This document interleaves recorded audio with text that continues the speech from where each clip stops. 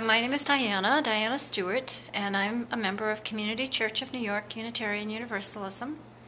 And I live here. I've lived in New York for quite a long time, but I'm originally from Massachusetts. And I am a volunteer right now with the New Sanctuary Coalition. We are partnering with the family. The whole coalition is made up of interfaith communities who partner with families who have one or more individuals who are in danger of being deported or who are undocumented.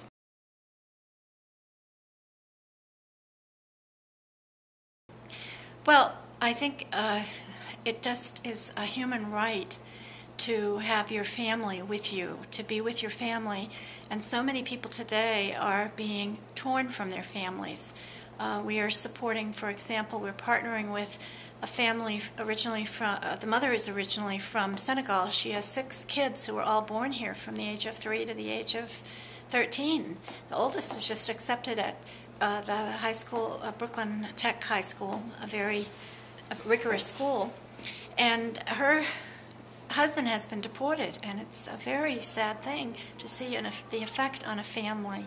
And what we're doing is we're tearing our own citizens' lives apart when we deport their mother or their father, or their husband or their wife. And it's a human right. Nobody should be detained. No person should be put into detention. We have a system of justice. You have to have a reason why you're being held, and you have to be given the reason, and you should be, these are people who have not committed any kind of crime. And also we have a dual standard. Americans who are citizens, for example, would be subject, some of the, if let's say, an act that was called a misdemeanor for a citizen has been made into a felony for an immigrant who has a green card and who hasn't got their citizenship yet. So there's like a double standard, and that's not right. And then there's a 1996 law that says that anybody with a felony conviction who doesn't have their citizenship yet can be deported.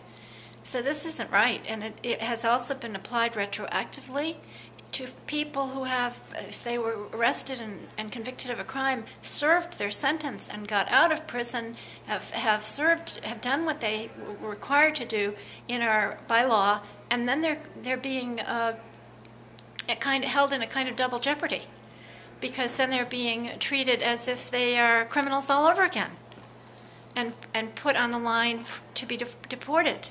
So it's a serious problem, and we need to correct this, because any decent person, I believe, once they know the facts of what's going on, would not stand for this.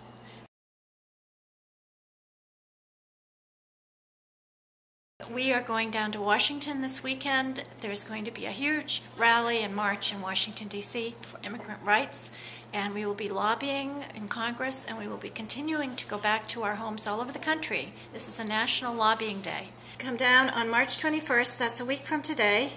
The bus departs promptly at 6 a.m., and it is at 239 Thompson Street on the south side of Washington Square Park, between Washington Square South and West 3rd Street.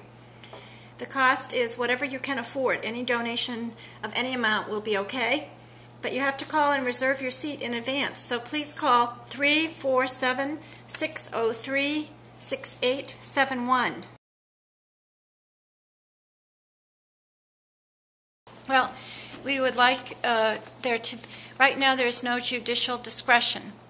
So that means that if you are if you have a felony conviction in your past, even though you've lived here and had a productive life and paid taxes, worked, paid taxes, gotten married, had a family, been an excellent citizen, the judiciary has no recourse but to have you deported. And if they had judicial discretion, we could consider what the contributions of the individual to society are, rather than stereotyping.